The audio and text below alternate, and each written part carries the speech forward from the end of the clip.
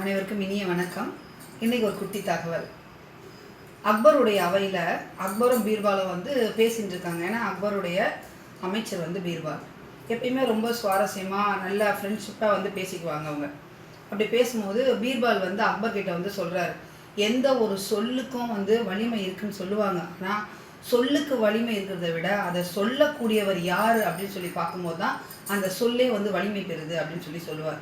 உடனே அக்பர் அதை ஒத்துக்கவே மாட்டார். இல்லை, சொல்லுக்கு தான் வலிமை இருக்குது, அதை சொல்கிறவங்கள பொறுத்து தான் எப்படி சொல்லுக்கு வலிமை வரும் அப்படின்னு சொல்லிட்டு ரொம்ப வாக்குவாதம் பண்ணிகிட்டே இருப்பார் அக்பர்.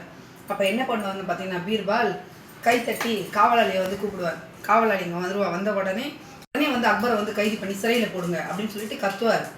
சிறை காவலாளிகள் அப்படியே பேசாமல் நிற்பாங்க.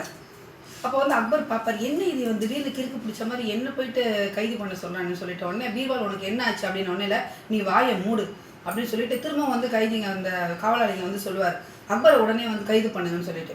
அக்பருக்கு ரொம்ப கோவம் வந்துடும். அக்பர் உடனே என்ன பண்ணுவார், காவலாளிகளை பார்த்து உடனே பீர்பாலை கைது பண்ணி சிறையில் போடுங்க அப்படின்னு சொல்லுவார்.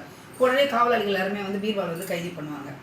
அப்போ பீர்பால் சிரிப்பார். சிரிச்சுட்டே சொல்லுவார் அக்பர்கிட்ட, சொல்லுக்கு வலிமை இருக்கான்னு சொல்லி நீங்கள் கேட்டீங்க, இருக்குன்னு சொல்லி சொன்னீங்க. சொல்லுக்கு வலிமை இருந்தாலும் அதை யார் சொல்கிறாங்களோ அப்போ தான் அந்த சொல் முழு வலிமை அடையுது அப்படின்னு சொல்லுவார்.